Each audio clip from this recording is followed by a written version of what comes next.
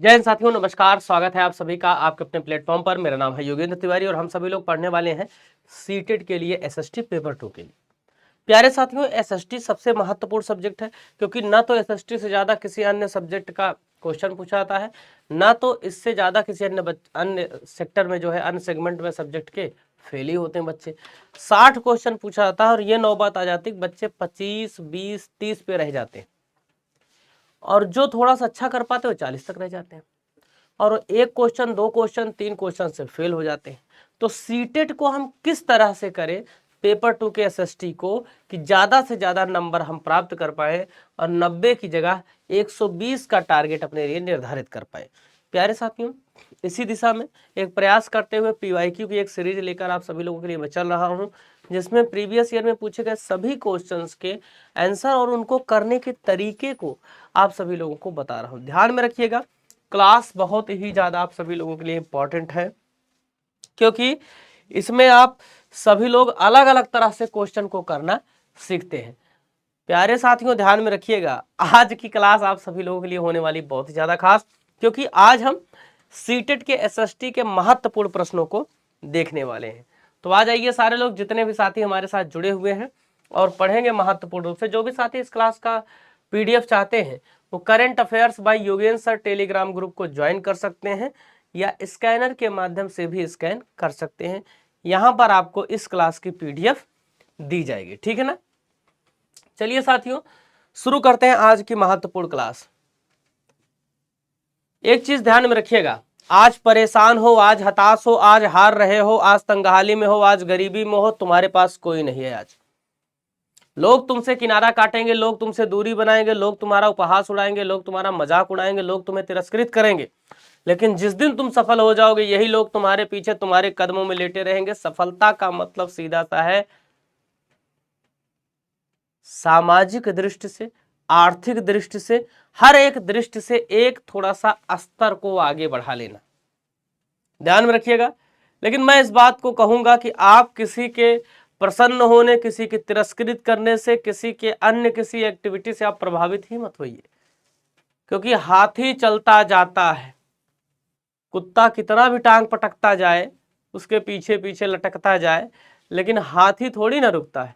तो हाथी की तरह अपने आप को मस्त बनाओ अपनी चाल में, अपने लक्ष्य के पीछे, और लगे रहो सभी लोग जब तक कि सफलता प्राप्त न हो जाए। ध्यान में रखिएगा, आज की क्लास आप सभी लोगों के लिए होने वाली है बहुत ही ज्यादा इंपॉर्टेंट। आज हम देखेंगे एसएसटी के शानदार शानदार क्वेश्चन। पहला सवाल देखिए, ध्यान से देखिए क्वेश्चन और आराम से करिए। क्वेश्चन क्या कह रहा है भाइयों? क्वेश्चन आप सभी लोगों को कह रहा है, निम्नलिखित कथनों में से ऊर्जा संसाधनों पर असत्य कथन का चयन करना है। कह रहे हैं ऊर्जा संसाधनों के बारे में कौन सा ऐसा कथन है जो ये कह रहा है कि ये गलत है। बायोगैस ग्रीन हाउस प्रभाव का कारण होती है। सभी लोग बताइए, बायोगैस ग्रीन हाउस गैस का कारण होती है। सौर ऊर्जा नवीकरणीय ऊर्जा है। ज्वारीय ऊर्जा समाप्य ऊर्जा होती है या पवन ऊर्जा प्रदूषण मुक्त होती है। सभी लोग बताइएगा। तो बायोगैस को हम क्या बोलते हैं प्यारे साथियों? बायोगैस को मानते हैं कि पोल्यूशन को कम करने का एक जरिया है, ना कि पोल्यूशन को बढ़ाने का। ये ग्रीन हाउस इफेक्ट का अंतर्गत क्या है कि जो हमारी पृथ्वी है वो गर्म हो रही है। क्या बायोगैस अगर हम इस्तेमाल करेंगे तो पृथ्वी और गर्म होगी उसके पोल्यूशन से? नहीं। तो ये बात क्या है? अच्छा, आपसे क्या पूछ रहा है? असत्य कथन की पहचान करना है, ठीक है ना। तो बायोगैस क्या ग्रीन हाउस गैस का कारण होती है? तो जब देखिएगा, कारण होती है, लेकिन अगर आपसे ये पूछे सिर्फ यही कारण है तब ये नहीं होगा, क्योंकि ग्रीन हाउस गैसों में बाकी गैसें जाती हैं, जैसे कि कार्बन डाइऑक्साइड सबसे ज्यादा जो प्रभावित करती है वो कार्बन डाइऑक्साइड प्रभावित करती है। आप सभी लोगों को ये पता ही है ना। और कार्बन डाइऑक्साइड के कमी के लिए सारे देश अलग अलग स्तर से प्रयास कर रहे हैं। सौर ऊर्जा क्या नवीकरणीय ऊर्जा है कि नहीं ऊर्जा है? नवीकरणीय ऊर्जा मतलब रिन्यूएबल एनर्जी। रिन्यूएबल एनर्जी के अंतर्गत ऐसी एनर्जी के फॉर्म होते हैं जिसको हम बार बार इस्तेमाल कर सके। तो क्या ऐसा है कि अगर हम सूर्य की रोशनी को आज इस्तेमाल कर लेते हैं, सोलर लाइट को आज यूज कर लेंगे, तो कल खत्म हो जाएगी, ऐसा नहीं ना है। तो इसका मतलब क्या है, नवीकरणीय है ये, ठीक है। कह रहे हैं ज्वारीय ऊर्जा समाप्य ऊर्जा होती है। कह रहे हैं टाइडल एनर्जी इज एग्जॉस्टेबल, मतलब एग्जॉस्टेबल मतलब खत्म हो जाएगी एक समय बाद। तो क्या ज्वारीय ऊर्जा, जब तक समंदर है उसमें लहरें उठ रही हैं, ज्वार भाटा आ रहा है, तब तक ये ऊर्जा चलती रहेगी। और समंदर कहाँ जाने वाला है भैया, इंसान जा रहा है ना, समंदर थोड़ी जा रहा है। तो समाप्य होती है नहीं, ये गलत है, ठीक है ना।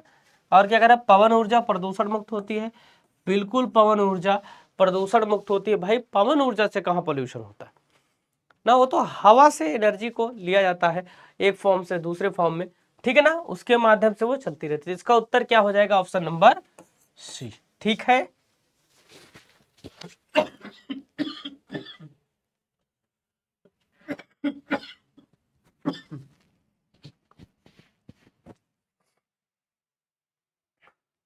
ठीक है साथियों, इसका उत्तर क्या हो जाएगा, ऑप्शन नंबर सी हो जाएगा, ज्वारीय ऊर्जा समाप्य ऊर्जा होती है, ठीक है ना।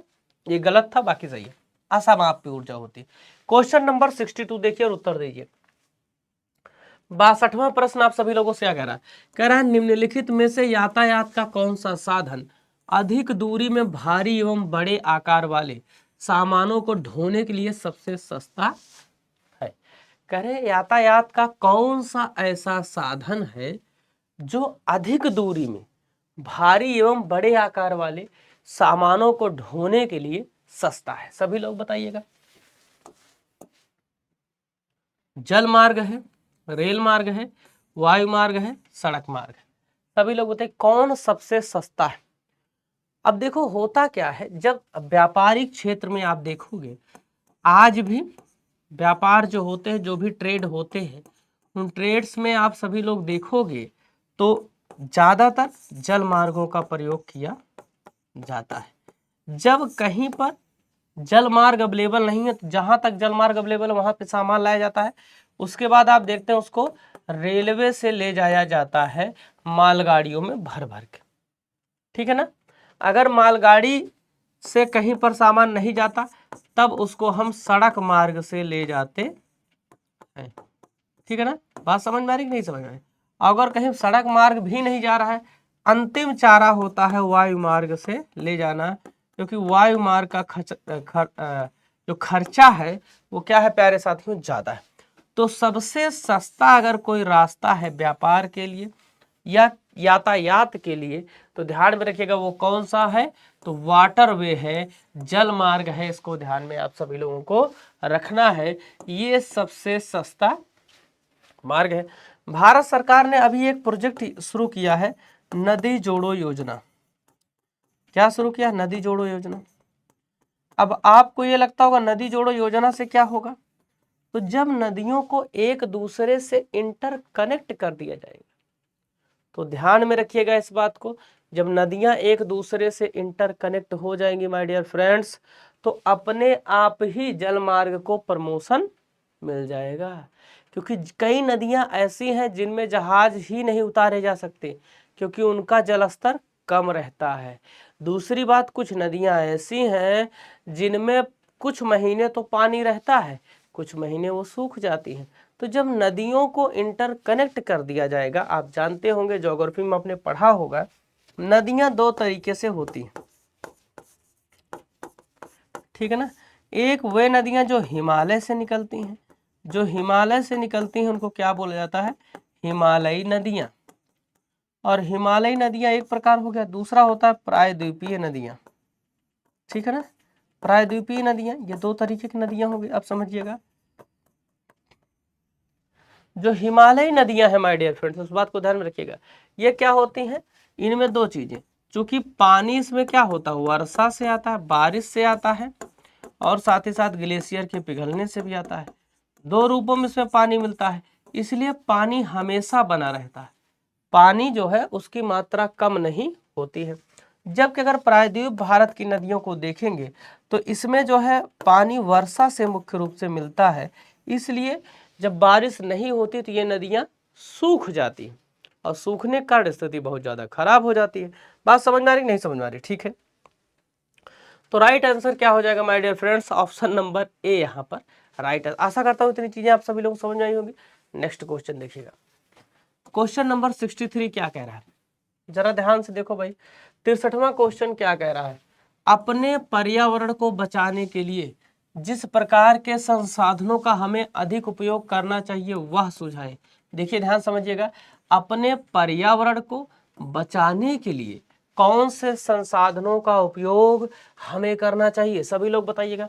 अनवीकरणीय संसाधनों का उपयोग, नवीकरणीय संसाधनों का उपयोग, मानव निर्मित संसाधनों का उपयोग या अजैव संसाधनों का उपयोग, non renewable resources, renewable resources या ह्यूमन मेड रिसोर्सेस, कृत्रिम जिसे बोलते हैं मानवकृत, या एबायोटिक रिसोर्सेज जिन्हें एबायोटिक, देखो बायोटिक मूल शब्द है, इसमें ए लगा के क्या कर दिए, इसका अपोजिशन कर दिए है ना, अपोजिट वर्ड बना दिए हैं, विलोम बना दिए हैं, अजैव अर्थात जैव जो नहीं है, ठीक है ना।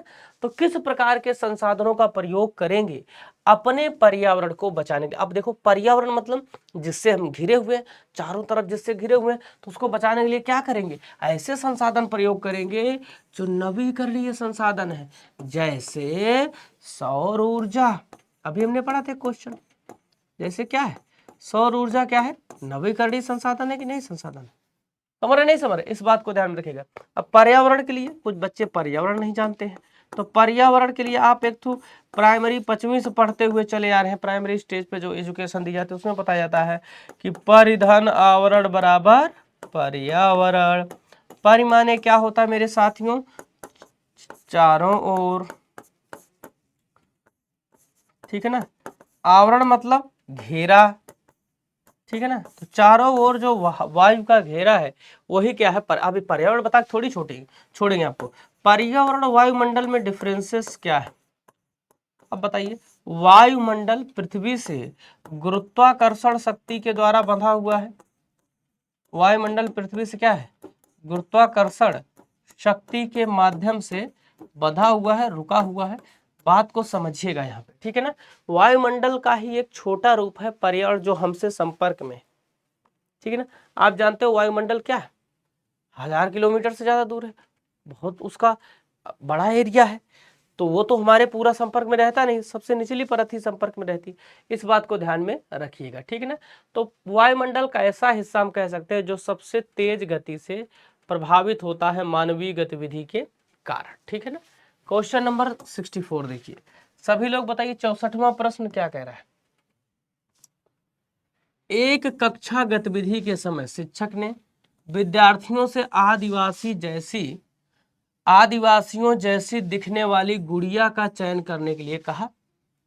अधिकांश विद्यार्थियों ने रंग बिरंगे कपड़े पहने हुए, सिर पर मुकुट लगाए और नृत्य करती हुई गुड़िया उठा ली।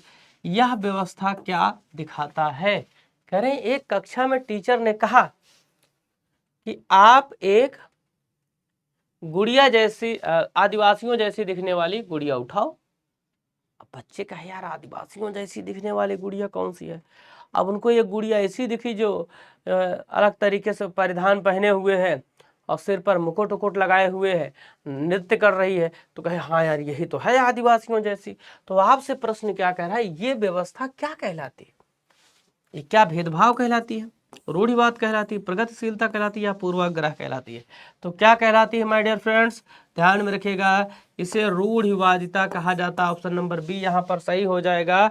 स्टीरियोटाइप इसे बोला जाता है, क्या बोला जाता है, तो स्टीरियोटाइप इसे बोला जाता है। ऑप्शन नंबर बी यहाँ पर हम सही कथन के रूप में चुनेंगे।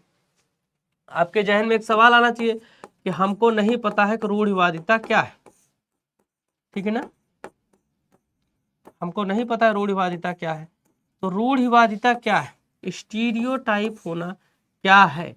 तो रूढ़िवादिता मतलब जैसे क्या कह सकते हैं, किसी चीज को लेकर गलत तरीके से धारणा बनाना।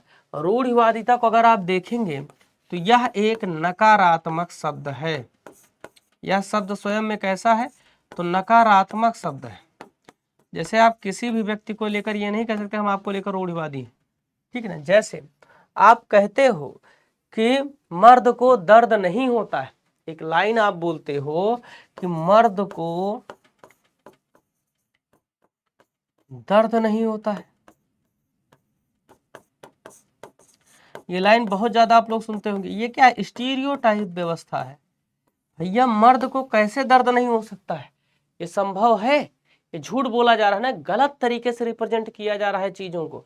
इसी के चक्कर में कई लड़के जो है अपनी बातों को व्यक्त नहीं कर पाते हैं लोगों सामने, क्योंकि लोग उनको बता देते हैं भैया दर्द नहीं होता मर्द को। अब उस चक्कर में पड़े हुए हैं भैया, हाँ दर्द नहीं होता है, सही है भैया हम तो सह जाएंगे इसे, ठीक है ना। तो ये चीजें गलत है। आगे बढ़ जाओ, क्वेश्चन नंबर 65 देखो। 65 क्वेश्चन क्या कह रहा है, कह रहे हैं किसी के प्रति पूर्वाग्रही होने का अर्थ क्या है, आप सभी लोगों को बताना है। किसी के प्रति पूर्वाग्रही होने का क्या अर्थ है, सभी लोग ध्यान रखिए। अब पूर्वाग्रही देखो, अभी हमने एक पढ़ा रूढ़िवादी, अब एक शब्द आ गया है पूर्वाग्रही, इसे बोलते हैं प्रीजुडिस, ठीक है ना। प्रीजुडिस होने का मतलब क्या है, पहले से ही निर्णय सोचकर रख लेना। ठीक, जैसे तुम कहीं गए, अब आईटी से जुड़ा हुआ कोई काम है, टेक्नोलॉजी जुड़ा हुआ, तुमसे पूछे कहाँ से आए हो, कहे राम नरेश के पूर्वा से आए हैं, कहे राम नरेश के पूर्वा से आए हो, तब तुम जाओ, तुम नहीं कर पाओगे। अब जैसे जाने कि तुम गांव से आए हो, पहले ही घोषित कर दिए कि तुम उस काम को नहीं कर पाए हो, भले तुम आईटी प्रोफेसर ही हो। इसे क्या बोलते हैं, पूर्वाग्रही, किसी चीज को लेकर पहले से निर्णय बनाए रखना। तो पूर्वाग्रही होना भी क्या है, एक तरीके से नकारात्मक शब्द है। उन्हें नकारात्मक रूप से देखना, उन्हें उत्तम श्रेष्ठ मानना, जो लोग भिन्न है उनका अनादर करना, समूह के सदस्यों के विरुद्ध भेदभाव करना। अगर कोई व्यक्ति पूर्वाग्रही है तो क्या करेगा, चीजों में फिक्स तरीके से पहले जो सोच लिया उसे ही करेगा। जैसे कोई पूर्वाग्रही ये भी हो सकता है वो किसी चीज के बारे में अच्छा सोच रहा हो, नहीं भैया यही तो काम सही है, लेकिन समझिए ये शब्द कैसे है, स्वयं में निगेटिव वर्ड्स है, इसलिए इनका प्रयोग निगेटिव के तौर पर ही लिया जाता है। जैसे अगर आपसे कोई व्यक्ति कहे कि आप पूर्वाग्रही हैं, तो इसका मतलब आपको कह रहा है आपकी सोच सही नहीं है। समझ रहे हो, नहीं समझ रहे? हाँ समझिएगा। तो वो व्यक्ति किसी को उत्तम क्यों देखेगा, बी क्या हो जाएगा, गलत हो जाएगा। बी जहां जहां है उसको काट दो। बी देखिए 3 जगहों पे इसको काट दिया। ऑप्शन नंबर क्या हो जाएगा, ए यहाँ पर सही उत्तर हो जाएगा। पहला सही है, तीसरा सही है और चौथा सही है। मतलब जो पूर्वाग्रही व्यक्ति होगा वह सामने वाले को क्या देखेगा, नेगेटिव देखेगा, नेगेटिव नेगेटिव देखेगा, इसको ध्यान में रखिएगा, ठीक है ना। तो सबसे पहली बात क्या हो जाएगा, सामने वाले को नेगेटिव देखेगा। ये बात समझ में आ रही है। हाँ, दूसरा देखिएगा प्यारे साथियों, जो लोग भिन्न है उनका क्या करेगा, अनादर करेगा, डिसरेस्पेक्ट करेगा। जैसे जो व्यक्ति उसके जैसा नहीं सोचते हैं वो हमेशा उनको नीचा दिखाएगा। आप बहुत सारे लोगों को देखे होंगे अपनी बात ही वोटे रहते हैं, उनको कोई भी तर्क और तथ्य बताओ वो मनबे नहीं करेंगे। माने कहे ठीक है तुम जो कह रहे हो सही है, लेकिन हम नहीं मानते ना तुम्हारी बात, ये पढ़ लियो तो किताब हमको बहुत ज्यादा बता रहे हो, समझ रहे ना, ऐसे तुमको लेकर नीचे दिखाएंगे, ठीक है। समूह के सदस्यों के विरुद्ध भेदभाव करेंगे, डिस्क्रिमिनेशन करेंगे, छुआछूत करेंगे, और तो और अलग अलग तरीकों से तुमको नीचा दिखाएंगे। समझ रहे नहीं समझ रहे, तो इसको ध्यान में रखना है, ये महत्वपूर्ण बिंदु है। ध्यान में, प्रीजुडिस किसी चीज के बारे में नहीं होना है जब तक उस चीज के बारे में तथ्य और तर्क को ना पता कर लिया जाए। जैसे कुछ लोग क्या होते हैं, हर एक बात में पॉजिटिव रहते हैं, उन्हें क्या बोलते हैं, आशावादी।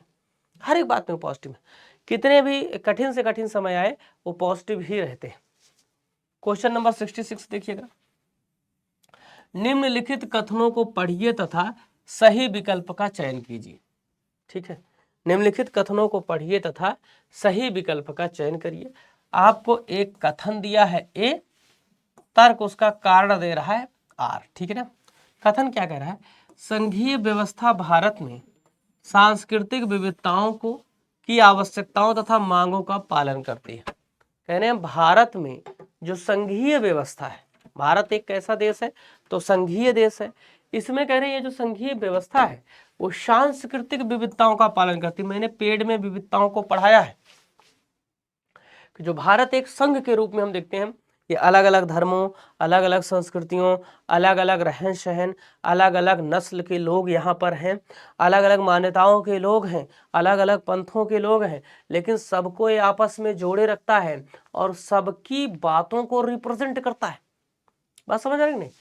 यह देश में अभिशासन के बहुलित चरण को स्थापित करती है, इसको ध्यान में रखिएगा। मतलब जब समझ में ना आए तो यहां भी पढ़ लिया करो, it stabilises multiple levels of governance in the country. एकदम आसानी समझ में आ जाएगा। कई बार क्या होता है ना, हिंदी में ऐसी लाइन लिखता है, जानबूझ के चाहता है कि आपको पढ़ने में ना आए, समझ रहे? क्योंकि ये ट्रांसलेशन वो पेपर ऐसा थोड़ी चाहता है एकदम सरल लिख दे सब लोग समझे, चाहता है थोड़ा लैंग्वेज से लड़ो, ठीक है ना।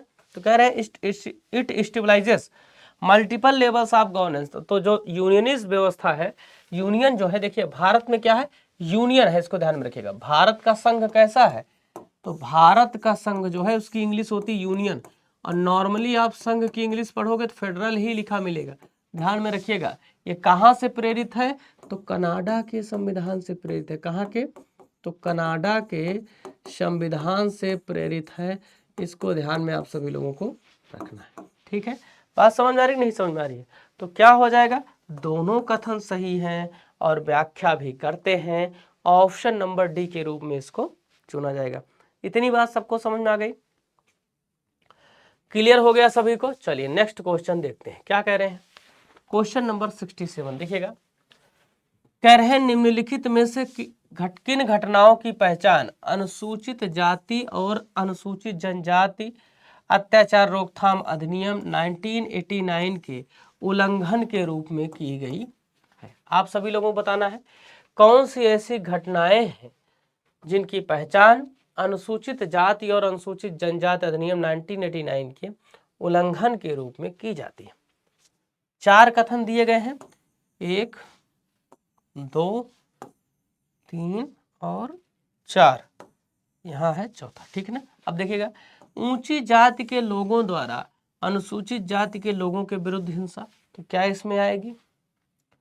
अनुसूचित जाति समुदाय के सदस्य को आपत्तिजनक पदार्थ खाने के लिए बाध्य करना, क्या इसमें आएगी। गैर आदिवासी लकड़ी व्यापारियों को जनजाति भूमि के दोहन की अनुमति देना, मतलब आदिवासियों को न देना और गैर आदिवासी जो उनको देना। अनुसूचित जाति समुदाय के सदस्य से विवाह करना, ठीक है ना। क्या आएगा क्या नहीं आएगा इसमें, देखिए आप खुद ही सोच लीजिए, क्या अनुसूचित जाति समुदाय के सदस्य अगर आप विवाह कर लेंगे तो वो अनुसूचित जाति अत्याचार रोकथाम अधिनियम का उल्लंघन करेगा, नहीं करेगा। तो इसका मतलब क्या है, डी हमको पहले बाहर कर देना है। देख रहे हो कितना सरल सवाल है, हम तो सोचे बहुत कठिन है, तो डी बहरे हो गया ना भाई। अगर कोई ऊंची जाति, कह रहे हैं ऊंची जाति है ना, क्योंकि ये अनुसूचित जाति और अनुसूचित जनजाति क्या निचले तबके को माना जाता है, तो अगर इनसे कोई कथित रूप से ऊपर का तबका इनसे विवाह कर ले, ठीक, ध्यान रखना, अगर विवाह कर लेता तो क्या ये माना जाएगा कि ये उल्लंघन कर रहा है इनके एक्ट का, नहीं ना माना जाएगा, ठीक है ना, नहीं माना जाएगा। अपने आप एक ही सिर्फ डी को पकड़ लोगे, सारी चीजें क्या हो जाएंगी, बाहर हो जाएगी। सही क्या हो जाएगा, ऑप्शन नंबर डी हो जाएगा। क्लियर हो गई बात, ए सही है, बी सही है और सी सही है।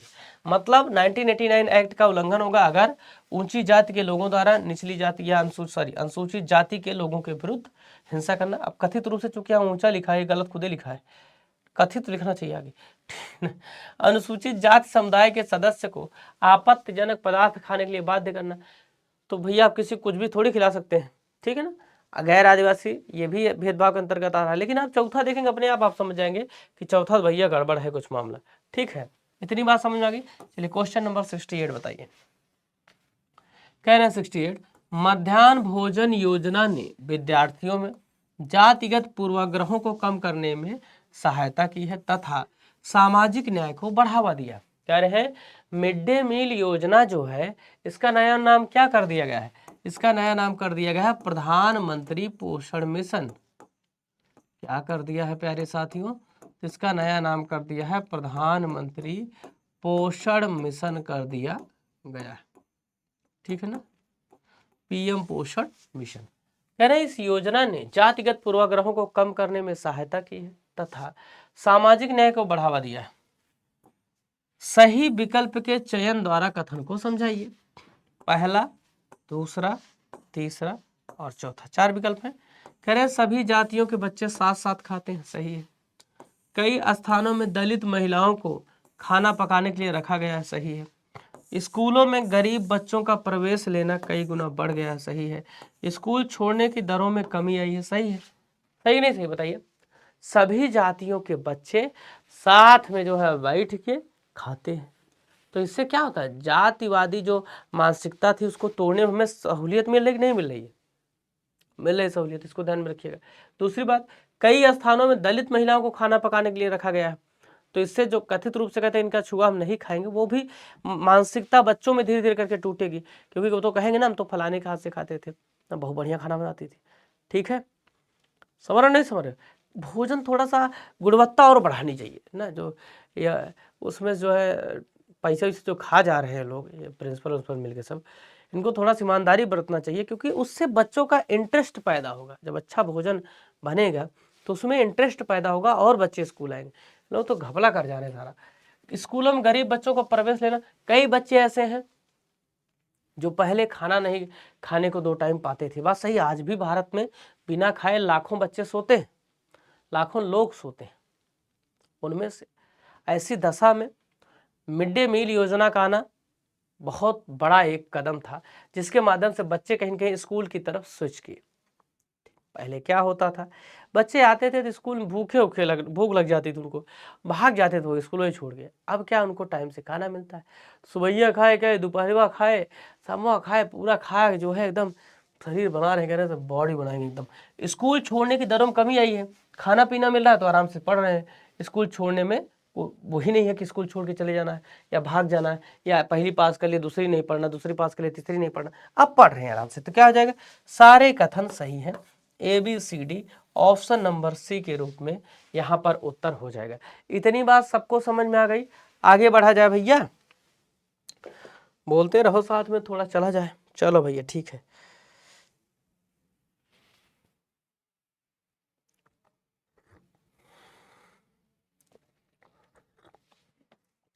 चलिए देखते हैं।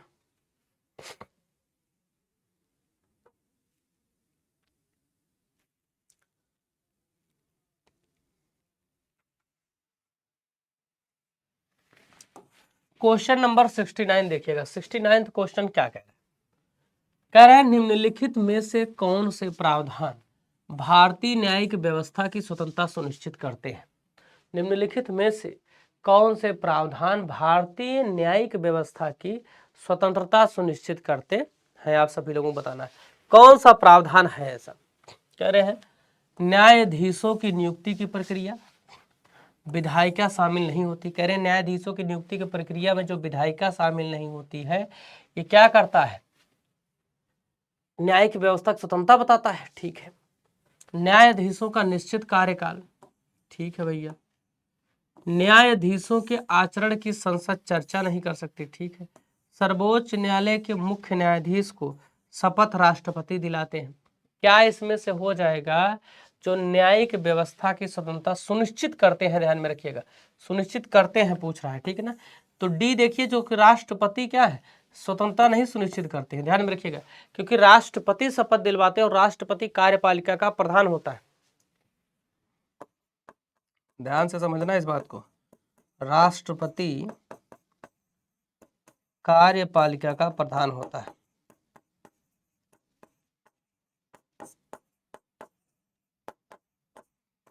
समझ रहे नहीं समझ रहे, इसलिए इसको काट देंगे। डी काट दीजिए तुरंत फटाफट तेजी के साथ, डी जहां जहां काटिए। देखिए सब कट गया ना, डी कट गया।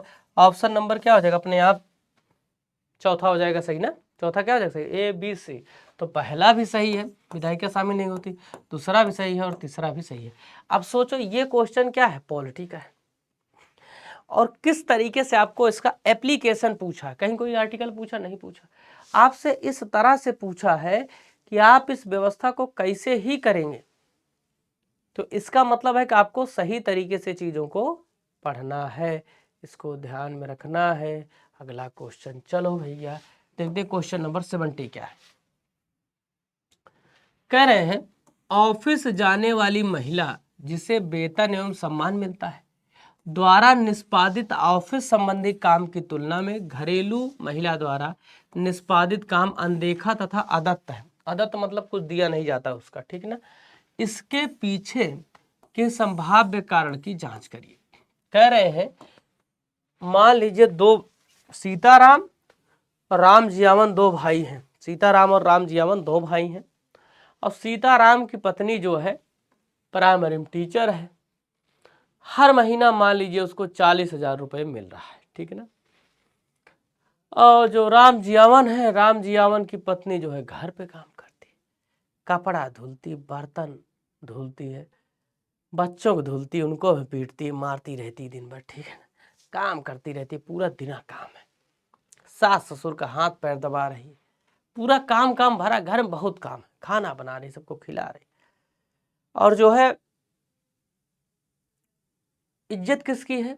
जो प्राइमरी मास्टर है। कह रहे हैं उनकी पत्नी जो है पैसा पाती महीने में है।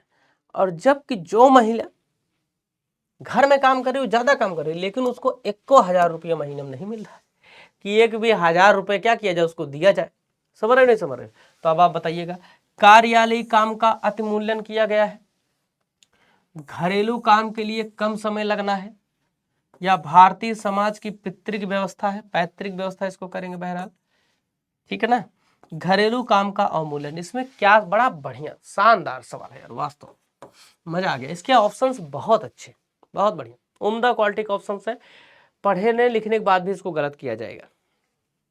कभी भी याद में रखिएगा, ऐसे क्वेश्चन सॉल्व करते समय आपको एक काम करना है कि जिस रेफरेंस में बात करा उसी रेफरेंस में सोचना है, और उल्टा सोचो गलत कर जाओगे। देखो क्या कह रहा है, काम की बात यहाँ पे की जाए, दोनों महिला महिला है। ऐसा नहीं कि एक पुरुष एक महिला है कि जो है जेंडर इनइक्वलिटी की बात कर रहे हैं या रूढ़िवाद तक बात कर रहे हैं, नहीं ना, दोनों महिला महिला है, इसलिए आपको समान तरीके से सोचना है। तो यहाँ पर क्या किया जा रहा है, एक महिला ऑफिस में काम करे, एक महिला घर पे काम की जा रही है। एक महिला को फिक्स सैलरी मिल रही है, सम्मान भी मिला, दूसरी महिला को सैलरी नहीं मिल रही है, सम्मानों नहीं मिल रहा है। इसके पीछे रीजन क्या है, काम को गलत दृष्टि से देखा जा रहा है ना। घरेलू काम का क्या किया जा रहा है, अवमूल्यन किया जा रहा है। अवमूल्यन का क्या मतलब हो गया, डीवैल्यूएशन किया जा रहा है। क्या किया जा रहा है, डीवैल्यूएशन किया जा रहा है, इसको ध्यान में रखिएगा, ठीक ना। ठीक है, इसकी वैल्यू कम की जा रही है, इस बात को आपको ध्यान में रखना है, ठीक ना। डीवैल्यूएशन किया जा रहा है। बात क्लियर हो गई सभी को, सबको समझ में आ गई ये बातें यहां तक? देखो शानदार सवाल है, दोबारा टपका देगा घुमा फिरा के। हाँ सचेत रहना थोड़ा, नहीं लटका देगा। क्वेश्चन नंबर 71 देखिए क्या कह रहा है, भारतीय नागरिकों को अनुदत्त किस मौलिक अधिकार की, अब देखो पहली बार क्वेश्चन में जो मौलिक अधिकार, किस मौलिक अधिकार की परिधि के अंतर्गत सर्वोच्च न्यायालय ने भोजन के अधिकार, निजता का अधिकार, प्रदूषण मुक्त जल एवं वायु के अधिकार की व्याख्या की? सभी लोग बताइए। कह रहे हैं कौन सा ऐसा अधिकार है जिसके अंतर्गत सर्वोच्च न्यायालय ने भोजन का अधिकार, कि प्रत्येक व्यक्ति को भोजन का अधिकार है, निजता का अधिकार है, प्राइवेसी, राइट टू प्राइवेसी है, तथा प्रदूषण मुक्त जल एवं वायु का अधिकार है प्रत्येक नागरिक को, किस आर्टिकल के तहत कहा? 19 के अंदर, 21 या 14 या 20 के अंतर्गत? सभी लोग बताइएगा। ऐसा क्वेश्चन जब भी बने तो ध्यान में रखना, उसको आपको ध्यान रखना है कि आर्टिकल नंबर 21 के तहत कहा गया है। तो स्वच्छ जल एवं स्वच्छ वायु का अधिकार है, प्रदूषण मुक्त जल एवं वायु का अधिकार है, राइट टू प्राइवेसी है, ध्यान में रखिएगा। और साथ ही साथ प्यारे साथियों भोजन का भी अधिकार यहाँ पे दिया गया है। और याद रखिएगा मनपसंद जीवन साथी चुनने का भी अधिकार है, मनपसंद जीवन साथी चुनने का अधिकार भी है, मनपसंद जीवन साथी चुनने का अधिकार भी है, ठीक है ना। आर्टिकल नंबर 21, ठीक है, इसको आपको ध्यान में रखना, ठीक। तो राइट आंसर क्या हो जाएगा, right answer answer number B हो जाएगा, ठीक है। इतनी बात समझ में आ रही सभी लोगों को? आशा करता हूँ आप सभी लोग क्वेश्चन समझ में आ रहे होंगे। नेक्स्ट क्वेश्चन देखिए, क्वेश्चन नंबर 72 क्या कह रहे हैं, कह रहे हैं भारतीय धर्मनिरपेक्षता अमेरिकी धर्मनिरपेक्षता से भिन्न है। दोनों के बीच के भेदों की पहचान करने वाले सही विकल्पों की निम्नलिखित में से पहचान कीजिए। भारतीय धर्मनिरपेक्षता अमेरिकी धर्मनिरपेक्षता से अलग है। कैसे? 3 कथन दिए गए हैं ना, ए बी 4 दिए सी डी। आइए देखते हैं। कह रहे हैं अमेरिका में राज्य और धर्म में कोई भी एक दूसरे के मामले में हस्तक्षेप नहीं कर सकता। भारतीय संविधान में अल्पसंख्यकों के अधिकारों की सुरक्षा का प्रावधान है। अमेरिका और भारत दोनों ही राज्य के मामलों और धार्मिक मामलों में स्पष्ट पृथक्करण बनाए रखते हैं। अमेरिका में भारत के विपरीत राज्य धार्मिक सुधारों की अनुमति दे सकता है। अब आपसे क्या करें, यहाँ पर इंडियन सेकुलरिज्म और अमेरिकन सेकुलरिज्म के बारे में आप सभी लोगों से पूछ रहे हैं अंतर के बारे में कौन सा कथन सही है। तो अब देखिए यहाँ पर आप सभी लोग ध्यान से समझिएगा इस बात को। आपको 4 ऑप्शन दिए गए, उसके अकॉर्डिंग चुनना है कि जो चारों कथन कहे गए हैं इनमें से क्या सही है और क्या गलत है, आप सभी लोगों को बताना है। फटाफट जितनी जल्दी आप बता देंगे उतने बढ़िया हो जाएगा, ठीक है ना। तो क्या सही हो जाएगा, इसका ऑप्शन हो जाएगा ए सही और बी सही होगा, अर्थात क्या हो जाएगा, ऑप्शन नंबर डी सही हो जाएगा। अमेरिका में राज्य और धर्म में से कोई भी एक दूसरे के मामले में हस्तक्षेप नहीं कर सकता और भारतीय संविधान में अल्पसंख्यक अधिकार का प्रावधान है। बाकी दोनों क्या है, गलत हैं, इसको ध्यान में रखिएगा। ठीक, इतनी बात समझ में आ गई। अगले क्वेश्चन की तरफ बढ़ा जाए, बहुत अच्छी बात है। चलिए भैया क्वेश्चन देखिए क्या कह रहा है। सभी व्यक्ति कानून की दृष्टि में समान है। ठीक है, समान है तो सभी व्यक्ति कानून की दृष्टि समान हुई है। पहला कथन, दूसरा कथन, तीसरा कथन, चौथा कथन। कह रहे हैं सभी नागरिकों को अपने सामाजिक आर्थिक स्तर के अनपेक्ष समान कानून का पालन करना होगा। ठीक है, कानून की दृष्टि में किसी भी व्यक्ति के साथ उसके नस्ल, वर्ण, धर्म, जाति अथवा जेंडर के आधार पर भेदभाव नहीं किया जाता। ठीक है, असमानताएं समाप्त हो गई हैं। ठीक है, यह समस्त नागरिकों के लिए निष्पक्ष अवसर है तथा गौरवमय जीवन सुनिश्चित करता है। एक यहाँ पे लाइन देखो लिखा गया है। ठीक है भैया, सबको कानून पालन करना चाहिए, सही है। कानून की दृष्टि में सभी समान है, सही है। ए और बी दोनों सही हो गए। एक कह रहा असमानताएं समाप्त हो गई हैं। क्या जो असमानताएं हैं दुनिया से वो खत्म हो गई हैं? आप बताइए। नहीं ना खत्म हुई है, भारत की बात करें तो नहीं खत्म हुई है। सी जहां जहां है उसको पकड़िए पहले। सी यहाँ है, सी यहाँ है, सी यहाँ। अब देखिए आपका क्वेश्चन पेपर ऐसा तो है नहीं मैंने क्वेश्चन बनाया सेट किया हो। तो अगर आप सिर्फ क्वेश्चन टैकल करना सीख जाए, अपने आप आपको चीजें आने लगेंगी। उत्तर क्या हो जाएगा, ऑप्शन नंबर ए आने लगेगा तुरंत का तुरंत उत्तर के भैया असमानताएं समाप्त हो गई। कहा गया समाप्त करनी है, हुई थोड़ी है मालिक। इतनी भ्रूण हत्या हो रही है, इतनी लड़कियों को मारा जा रहा है, इतना रेप हो रहा है, ये सब क्या असमानताएं ही तो हैं। गरीबों के ऊपर गाड़ी चढ़ा दी जा रही, मार डाला जा रहा है। असमानताएं ही भैया सब। अगर समानता हो गई और सब मान लिए हम एक दूसरे समान, तो सारी आधा नहीं 99.99% भ्रष्टाचार अपने आप खत्म हो जाए। मामले जितने चल रहे हैं मारपीट के, दंगा फसाद, सब अपने आप खत्म हो जाए अगर हम मान लें हम समान हैं तो। लेकिन हम कहाँ मानेंगे एक समान है, हम तो खून पीने पुतारू हैं, है कि नहीं।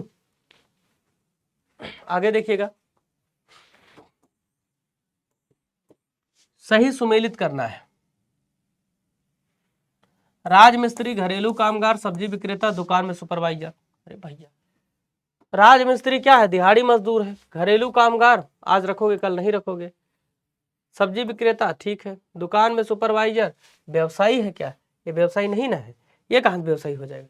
ठीक है, अब आप बताइए क्या सही हो जाएगा इसमें, सभी लोग बताइए। आपसे क्या पूछ रहा है, सही विकल्प का चयन करिए। आपको सिर्फ ये दिया है कि एक तरफ से।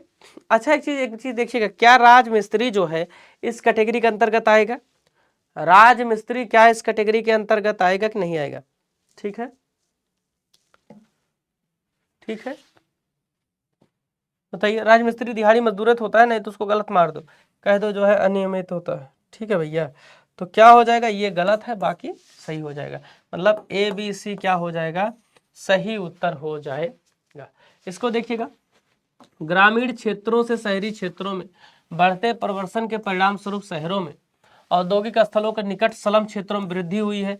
इस प्रकार के प्रवसन के क्या कारण है? पहले गांवों से शहरी क्षेत्रों में बढ़ते प्रवसन के परिणाम स्वरूप शहरों में औद्योगिक स्थलों के निकट स्लम क्षेत्रों में वृद्धि देखी गई है। कह रहे गांव जा रहे हैं, अब गंदी स्लम मतलब गंदी गंदी बस्ती हम लोग रह रहे हैं। कह रहे हैं नंबर 1, 4 कथन दिए हैं।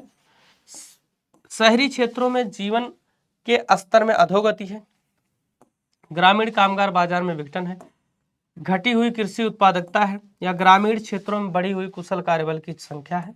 सही विकल्प का चयन करना। मुद्दा फिर से पढ़िएगा, ग्रामीण क्षेत्रों से गांव से शहरी क्षेत्रों में बढ़ते प्रवसन मतलब लोग ज्यादा जा रहे हैं के परिणाम स्वरूप शहरों में औद्योगिक स्थलों के निकट स्लम बस्तियां ज्यादा बनाई जा रही हैं। ठीक है ना। इसका क्या कारण है कि लोग भैया गौनस ज्यादा शहरों में जा रहे हैं, ये आपसे पूछा जा रहा है। क्वेश्चन नंबर 75, बढ़िया सवाल है ना। अब ये प्रश्न आपसे जरूर से जरूर 1-2 बार फिर से टपका सकता है, घुमा फिरा के टपका सकता है, तो आप इसको टपक जाए कर ही नहीं पाएंगे ना। तो पहले समझिएगा, क्या शहरी क्षेत्रों में जीवन स्तर में अधोगति मतलब नीचे जा रहा है शहर? नहीं, पहले गलत हो गया, ए जहां पे काट दो। अरे महाराज देख रहे हो, तुरंत सेट हो जा रहा है। और ये आपका लेटेस्ट पेपर में करवा रहा हूं सारे के सारे। बी और सी सही हो गया। आप देखिए सिर्फ बी सही है, ग्रामीण कामगार में विघटन हो रहा है, कामगार जो बाजार है गांव का खत्म हो रही है, तो शहरों की तरफ लोग मूव कर रहे हैं। और साथ ही साथ घटी हुई कृषि उत्पादकता, किसानी में क्या फायदा नहीं मिला, इसलिए लोग शहरों की तरफ भाग रहे हैं ना। और ये मत मार देना कि कुशलता बढ़ रही है, गाँव का कुशलता बढ़ रही है, सीख ही नहीं रहे हैं कुछ चीज। ठीक है ना, नहीं कुशलता उतना नहीं बढ़ रही है। आज मैं डिमांड जितनी सप्लाई नहीं हो पा रही। ठीक है, इतनी बात आप सभी लोगों को समझ में आ गई नहीं समझ में आ गई? बताइए एक बार कमेंट करके सारे लोग, सभी लोग फटाफट कमेंट करके बताओ भाई। तो इतनी चीजें आशा करते हैं आप सभी लोगों को समझ में आ गई होगी भैया। ठीक है, तो आप सभी लोग बस पढ़ते रहिए, साथ में डेली लगे रहिए, मेहनत करते रहिए, और जितनी ज्यादा मेहनत कर ले जाएंगे उतने ज्यादा आप सभी लोग आगे जाएंगे। इसको ध्यान में रखना, जितनी ज्यादा मेहनत कर ले गए उतने ज्यादा आप सभी लोग आगे जाने वाले हैं माय डियर फ्रेंड, ध्यान में रखिएगा। ठीक है, बात समझ में आ रही है?